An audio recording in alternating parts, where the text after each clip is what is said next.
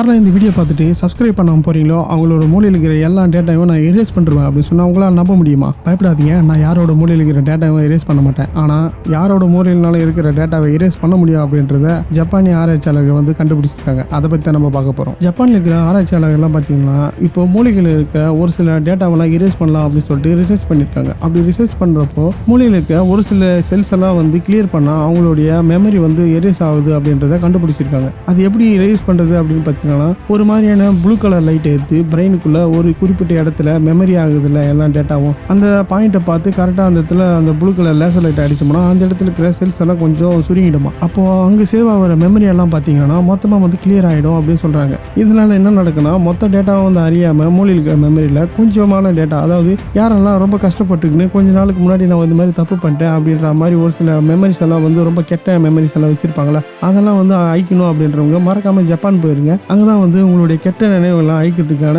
ஒரு புதிய ஆராய்ச்சியை வந்து பண்ணி சக்சஸ் பண்ணியிருக்காங்க. இதை எங்க பண்ணியிருக்காங்கன்னு பார்த்தீங்கன்னா டோக்கியோ யூனிவர்சிட்டி அப்படின்னு சொல்லப்பட்ட அந்த யூனிவர்சிட்டி தான் கண்டுபிடிச்சிருக்காங்க. இது எப்போ பண்ணாங்கன்னா இந்த வருஷம் தான் 2025 தான் இப்போ வந்து கண்டுபிடிச்சிருக்காங்க ரீசெண்டா. இந்த ஆப்ரேஷன் பண்ணால் வலி இருக்குமா அப்படின்னு கேட்டால் வலி எல்லாம் இருக்காதான், லேசர் மூலியமா வந்து ரொம்ப நாசுக்கா பண்ணலாம், வலியே இருக்காது அப்படின்னு சொல்லியிருக்காங்க. எலியை வச்சு ஆராய்ச்சி பண்ணி எலி மூலியமா வந்து சக்சஸ் பண்ணதுக்கு அப்புறம் தான் இந்த இப்போ எக்ஸ்பெரிமெண்ட் வந்து சக்சஸ் அப்படின்ட்டு வெளியிட்டிருக்காங்க. இந்த ரிசர்ச்சோட பேர் என்ன பார்த்தீங்கன்னா ஆப்டோஜெனடிக் பிளஸ் ப்ளூ லைட். இந்த கண்டுபிடிப்பு வந்து யாருக்கெல்லாம் வந்து யூஸ் ஆகும்னு பார்த்தீங்கன்னா மென்டல் ஹெல்த் ரொம்ப மோசமாக இருக்கிறவங்களுக்கெல்லாம் இது வந்து யூஸ் ஆகும் அப்படின்னு சொல்கிறாங்க. அப்புறம் இன்னொரு விஷயத்த சொல்ல மறந்துட்டேன், வெறும் எலிகளை வச்சு மட்டும்தான் இந்த ரிசர்ச்சை வந்து சக்ஸஸ் பண்ணியிருக்காங்க, இன்னும் மனுஷங்க மேலே பயன்படுத்தலை.